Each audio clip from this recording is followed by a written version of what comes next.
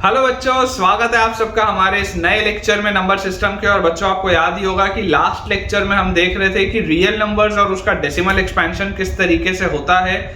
मैंने आपको बताया था कि रैशनल नंबर्स जनरली या तो टर्मिनेटिंग होते हैं या नॉन टर्मिनेटिंग एंड रिपीटिंग होते हैं, और जो इररेशनल नंबर्स होते हैं वो non terminating and non repeating होते हैं, और उसके मैंने आपको एग्जाम्पल्स बताए थे।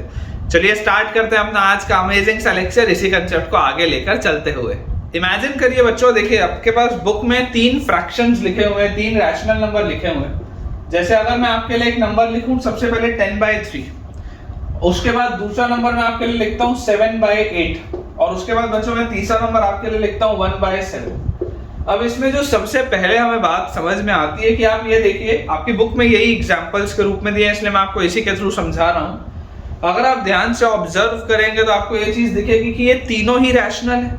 ये बात तो क्लियर है ना। देखो p/q के फॉर्म में तीनों के तीनों, जहां पर p और q इंटीजर्स हैं, तो आप ये बात बोल सकते हैं कि ऑल आर रैशनल्स। इसमें तो कोई डाउट नहीं, ये तीनों ही जो नंबर्स हैं वो तीनों ही रैशनल है। सारे के सारे ये नंबर्स जो हैं वो रैशनल है, इसमें कोई दिक्कत नहीं। अब अगर ये सारे नंबर्स रैशनल हैं, इसके बाद एक चीज मुझे क्लियर हो जाती है, मैंने लास्ट लेक्चर में आपको बताया था, कई सारे टीचर्स नहीं बताते हैं। अब अगर ये रैशनल्स हैं तो जब आप इन्हें डिवाइड करेंगे तो इनके जो डेसिमल एक्सपेंशंस होंगे, इनके बच्चों जो डेसिमल एक्सपेंशंस हमारे पास आएंगे, वो डेसिमल एक्सपेंशंस या तो टर्मिनेटिंग होंगे या नॉन टर्मिनेटिंग बट रिपीटिंग होंगे। या तो वो टर्मिनेट करेंगे या वो नॉन टर्मिनेट बट रिपीट के टाइप के होंगे। नॉन टर्मिनेट बट रिपीट के टाइप के होंगे। इन दोनों में से ही कुछ एक होना चाहिए। चलिए एक बार ऐसा करते हैं, इसको डिवाइड करके देखते हैं। जैसे ही आप 10 को डिवाइड करेंगे 3 से, एकदम बेसिक से मेथड से मैं कर रहा हूं, 3 × 3 9 होता है। 9 आप सब्ट्रैक्ट करेंगे, आपके पास 1 आएगा। अब आपको पता है, देखिए रिमाइंडर आपके पास छोटा पड़ रहा है, तो आपको क्या करना पड़ेगा, आपको यहाँ पर डेसिमल लगाना पड़ेगा, और आप यहाँ पर एक 0 लगा सकते हैं। इसके बाद आप दोबारा आगे बढ़ेंगे तो वापस 3 × 3 9 होता है। फिर यहाँ पर आपके पास 1 बचेगा।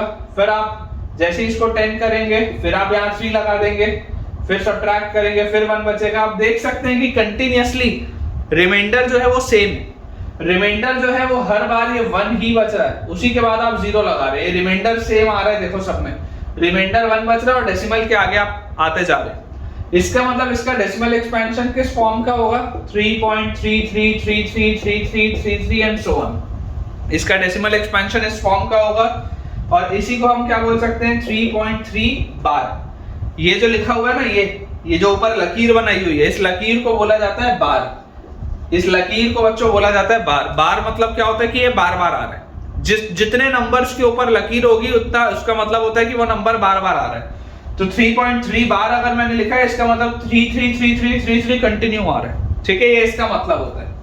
सिमिलरली अगर मान लीजिए अब मैं आपको डिवाइड करके देखूं 7/8 को, है ना, तो अगर हम 7 को डिवाइड करें 8 से, तो क्लियरली हमको दिखाई देता है कि यार यहाँ पर तो डिवाइजर जो है वो बड़ा है, डिविडेंड जो है वो छोटा है। तो आपको सबसे पहले तो यहाँ पर क्या करना पड़ेगा, डेसिमल लगाना पड़ेगा। तो यहाँ पर आपके पास 7 आया, अब ये 70 हो गया। अब हमें पता है 8 × 7 56 होता है, फिर 8 × 8 64 होता है। तो यहाँ 8 आएगा। तो आपने देखो 64 सब्ट्रैक्ट किया, 6 बचा। फिर जैसे ही आप एक 0 और लेके आएंगे, फिर हमें पता है 8 × 7 56 होता है। जैसे आप सब्ट्रैक्ट करेंगे, आपके पास यहाँ 4 बचेगा। फिर आपने एक 0 लिखा, 8 × 5 40 होता है। जैसे आप सब्ट्रैक्ट करेंगे, देखिए 0 आ गया, रिमाइंडर यहाँ पर 0 आ गया। मतलब इसमें आप क्या देख पा रहे हैं कि जैसे ही आप 7/8 करते हैं, तो आपके पास जो आ रहा है दैट इज 0.875। That is 0.875। यहाँ पर आपके पास क्या आ रहा था, यहाँ पर आपके पास आ रहा था 3.3 बार। ये वाले में आपके पास आ रहा था 3.3 बार।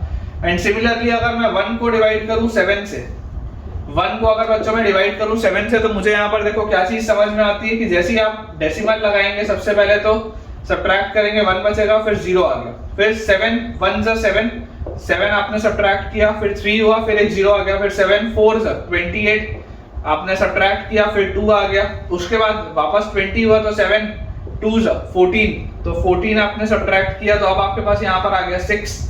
फिर 60 आपने यहाँ पर किया, तो यहाँ पर 7 8 56 होगा। जैसे ही आप यहाँ पर 56 सब्ट्रैक्ट करेंगे, मैं यहाँ पर ऊपर लिख देता हूँ अब, तो 56 सब्ट्रैक्ट करके पास 4 आएगा, फिर वो 0 आया, फिर 7 हमारे पास पता है 7 5 35 होता है, फिर हमने 35 सब्ट्रैक्ट किया, फिर 5 आएगा, फिर 50, तो 7 7 हमारे पास पता है 49 होता है। जैसे हम 49 को सब्ट्रैक्ट करेंगे दोबारा 1 आ गया।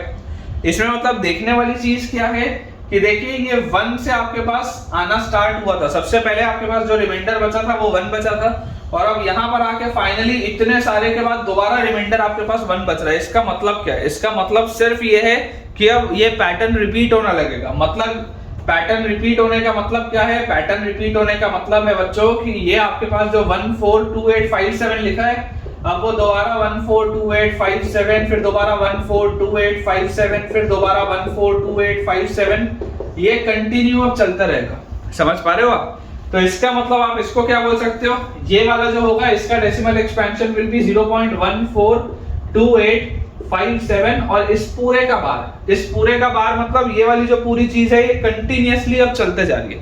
ये जो 142857 का बच्चों बार लिखा हुआ है, इसका मतलब ये है कि अब ये पूरी की पूरी चीज कंटिन्यूअसली आपकी चलती जा रही है। तो हमने देखिए क्या देखा कि ये थे तो रैशनल नंबर्स, इन रैशनल नंबर्स का जो डेसिमल एक्सपेंशन आ रहा है वो डेसिमल एक्सपेंशन आपके पास नॉन टर्मिनेटिंग बट रिपीटिंग है। देखो कभी टर्मिनेट नहीं हो रहा बट रिपीट हो रहा है। ये वाला आपके पास टर्मिनेटिंग है, देखो टर्मिनेट हो रहा है, और ये वाला आपके पास again non terminating but repeating है, कभी टर्मिनेट नहीं होगा लेकिन रिपीट होगा।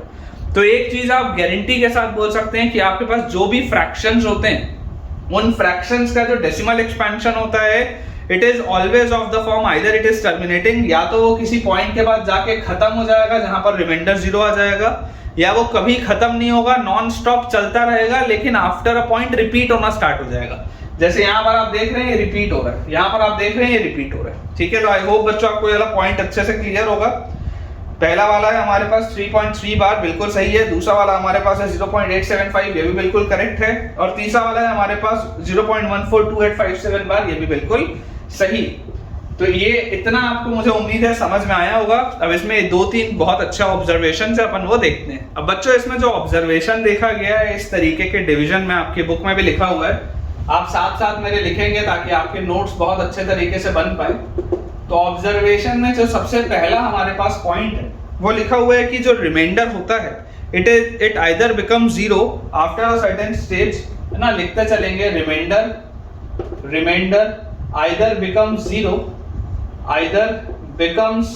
0, remainder either becomes 0 after a certain stage, remainder either becomes 0 after a certain stage or starts repeating itself। इसका मतलब तो आप बेटा सेल्फ एक्सप्लेनेटरी है, इसमें कोई प्रॉब्लम है ही नहीं। आफ्टर अ सर्टेन स्टेज और स्टार्ट्स रिपीटिंग इटसेल्फ, मतलब कि रिमाइंडर जो होता है वो या तो 0 हो जाएगा या आफ्टर अ सर्टेन स्टेज खुद ब खुद रिपीट होना स्टार्ट हो जाएगा। जो आपने अभी देखा है रिमाइंडर्स होता है, मैं क्वोशंट नहीं बोल रहा हूं, मैं रिमाइंडर की बात कर रहा हूं। रिमाइंडर अगर रिपीट होगा तो क्वोशंट भी रिपीट होगा, ये भी एक पॉइंट है। देखिए अगला अपने पास क्या है, remainder is always less than the divisor, बिल्कुल सही बात है। Remainder is always less than the divisor, remainder जो होता है वो हमेशा ही डिवाइजर से छोटा होता है। इस बात में भी कोई प्रॉब्लम नहीं, हमें पता ही है ये बात। And third and last point बच्चों जो हमारे पास लिखा हुआ है वो ये है कि इफ रिमाइंडर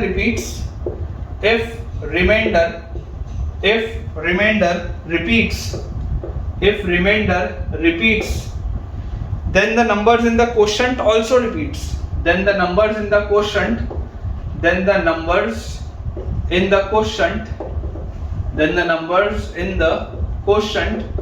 also repeats, बोलने का मतलब क्या है कि अगर रिमाइंडर अपने आप को दोहराना चालू करेगा, अगर रिमाइंडर में रिपीटिशन स्टार्ट होगा तो जो क्वोशंट में नंबर्स आ रहे होंगे उसके करस्पॉन्डिंग वो भी रिपीट होना स्टार्ट हो जाएंगे, ये इसका मतलब होता है। तो बच्चों अगर हमें ये पूरी चीज अच्छे से क्लियर हो चुकी है तो अब हम देखते हैं कुछ सॉल्व्ड एग्जांपल्स को। हमारे पास सॉल्व्ड एग्जांपल 6 में जो सबसे पहले लिखा हुआ है, सॉल्व्ड एग्जांपल 6 आपके बुक में, शो दैट, सवाल मेरे साथ लिखिएगा, शो दैट, हमें शो करना है, शो दैट 3.142678 ये हमारे पास लिखा है, show that 3.142678 is a rational number. Is a rational number. ये हमारे पास सवाल दिया है, इज अ रैशनल नंबर। हमें सबसे पहले ये चीज शो करनी है कि ये एक रैशनल नंबर है। In other words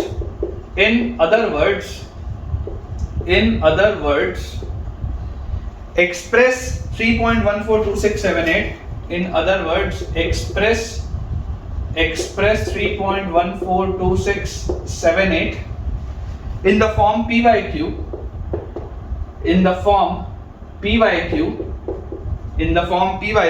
where p and q are integers,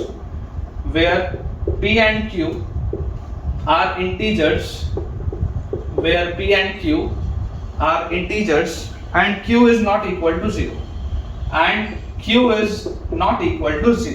ठीक है। ये अपने पास बच्चों देखो सवाल दिया है। अब अगर आप थोड़ा सा ध्यान से इसको ऑब्जर्व करेंगे तो हमें देखो इसमें क्या चीज मिलेगी। आपको एक चीज दिखाई दे रही है कि आपके पास जो डेसिमल लिखा है वो डेसिमल क्या है, डेसिमल हमारे पास दिया है 3.142678, ये हमारे पास डेसिमल दिया है। क्या ये डेसिमल रिपीट हो रहा है क्या?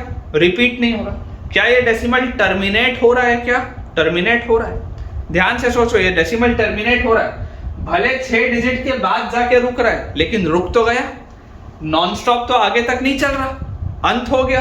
भले 6 डिजिट बाद अंत हो, भले 60 डिजिट के बाद रुके, अगर वो रुक गया तो वो कभी भी आपका इरैशनल नहीं हो सकता, क्योंकि हमें ये बात पता है कि अगर कोई टर्मिनेटिंग डेसिमल एक्सपेंशन होता है तो टर्मिनेटिंग डेसिमल एक्सपेंशन हमेशा ही क्या होता है, terminating decimal expansion are always rational numbers. यही तो मैंने आपको थोड़ी देर पहले बताया है, यही तो मैंने आपको लास्ट लेक्चर में भी बताया था। तो क्योंकि ये यहाँ पर रुक चुका है तो मुझे पता है कि ये एक रैशनल नंबर होगा, है ना। तो आपको बोला जा रहा है show that 3.142678 is a rational number. तो आप इसको कैसे शो करेंगे?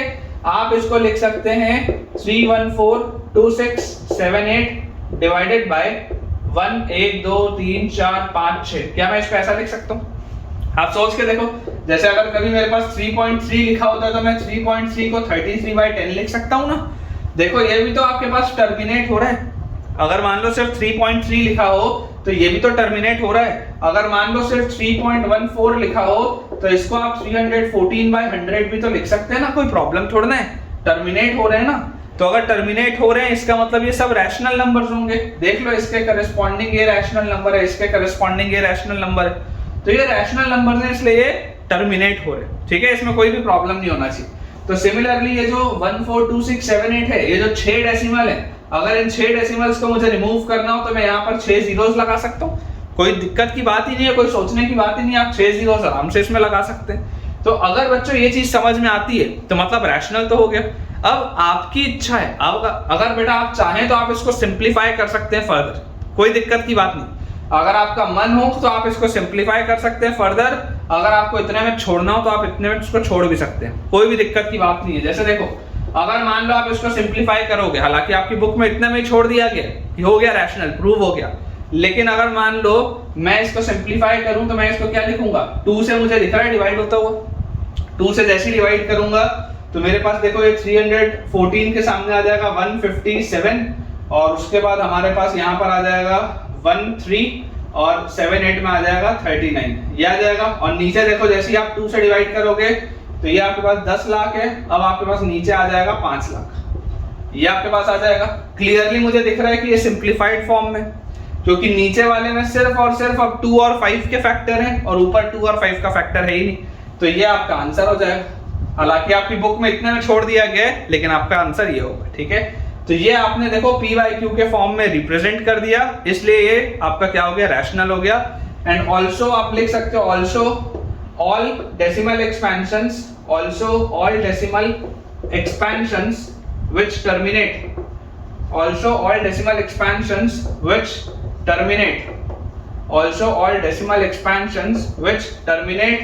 are rational। जितने भी डेसिमल एक्सपेंशंस जो टर्मिनेट होते हैं वो हमेशा ही रैशनल होते हैं। All the decimal expansions which terminate are rational। जितने भी डेसिमल एक्सपेंशंस टर्मिनेट होते हैं वो रैशनल होते हैं, ये बात हमें पता होनी चाहिए और वो इसमें लिखा हुआ है। सॉल्व्ड एग्जांपल 6 के बाद बच्चों अब सॉल्व्ड एग्जांपल 7 हमारे पास लिखा है। इंपॉर्टेंट क्वेश्चन है, इस तरीके के सवाल पेपर में आ जाते हैं कई बार। सॉल्व्ड एग्जांपल 7 हमें बोलता है show that 3.3333 and so on, never ending. 3.3333 and so on can be expressed so that this can be expressed in the form p by q, so that this can be expressed in the form p by q, where p and q are integers, where p and q are integers, and q is not equal to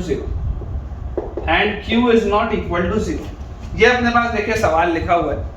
अगर आप इसे भी observe करें अच्छे से तो हमें इसमें देखो क्या चीज समझ में आती है बच्चों, अप्रोच बहुत इंपॉर्टेंट है।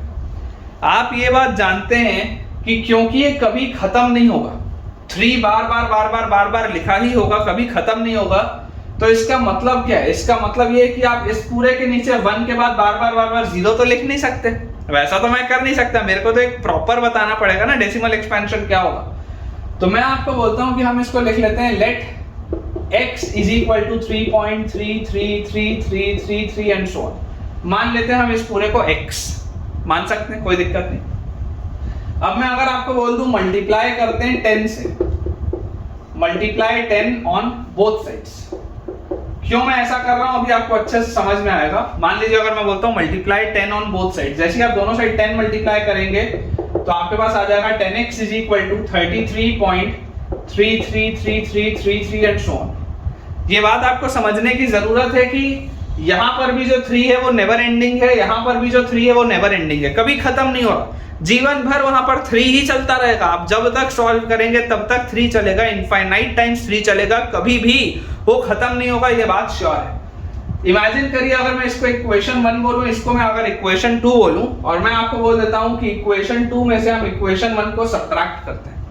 जैसे आप इक्वेशन 2 में से इक्वेशन 1 को सब्ट्रैक्ट करेंगे, आपके पास देखिए 10x में से x सब्ट्रैक्ट होगा, और यहां पर 33.333333 एंड सो ऑन में से 3.333333 एंड सो ऑन सब्ट्रैक्ट होगा। ये बात आती है समझ में? अब आप जरा सोच के बच्चों देखिए, डेसिमल के बाद यहां पर भी पूरे में 3 है, डेसिमल के बाद यहां पर भी पूरे में 3 है, जैसे ही आप सब्ट्रैक्ट करोगे कैंसिल आउट हो जाएगा। सोच के देखो ना, अगर आपके पास इस तरीके से लिखा हो 33.333333 एंड सो ऑन, और इसमें से मैं आपको बोल रहा हूँ 3.333333 एंड सो ऑन को आप सब्ट्रैक्ट कर दो, तो जैसे ही सब्ट्रैक्ट करोगे यार ये तो सब कटते जाएंगे ना, सब कुछ कटते जाएगा, तो यहाँ पर तो आपके पास कुल मिला के 30 बचेगा। सोच के देखो, जैसे ही आप सब्ट्रैक्ट करोगे 3 में से 3, 3 में से 3, 3 में से 3, 3 में से 3, सब में से तो 0 आता जाएगा, तो यहाँ पर 33 में से 3 जाके 30 बचेगा। तो यहाँ से आपके पास देखो क्या आ गया, 10x minus x is 9x, और इसकी वैल्यू किसके बराबर आ रही है? 30 के बराबर। तो यहाँ से x की वैल्यू हमारे पास आ जाएगी 30/9, और 30/9 जैसे आप 3 का फैक्टर कट करेंगे तो 10/3। ये हमारा आंसर आ रहा है, ठीक है। मतलब x की वैल्यू क्या आ रही है? 10/3। जरा सोच के देखो, क्या 10/3 एक रैशनल नंबर है? क्या ये एक फ्रैक्शन है? तो बिल्कुल सही बात है। और अगर आप लॉन्ग डिवीजन मेथड से बच्चों इसको सॉल्व भी करके देखेंगे ना, अगर आप 10 को डिवाइड करेंगे 3 से, तो जो आपके पास यहाँ पर क्वोशंट आएगा वो 3.33333 ही आएगा। यही इस सवाल की ब्यूटी है। तो ठीक है बच्चों, मुझे उम्मीद है कि आपको ये सारी चीजें बढ़िया से समझ में आई होंगी। इस तरीके का आज मैंने आपको एक सवाल ही कराया, इसको आप एक बार दोबारा रिवाइंड करके जरूर से सुनिएगा, और इस पैटर्न के और बहुत सारे और सवाल भी आपके बुक में दिए हुए हैं जो इंतजार कर रहे हैं आपका नेक्स्ट लेक्चर में। तो मिलते हैं जल्दी। अगर आपको आज का वीडियो पसंद आया हो तो इसे लाइक करें, चैनल को सब्सक्राइब करें, और अपने सारे फ्रेंड सर्कल में जो क्लास 9th और 10th में पढ़ते हैं उनसे इस वीडियो को और इस चैनल को रेफर करें, ताकि उन सबकी पढ़ाई बहुत बढ़िया तरीके से हो पाए। Thank you.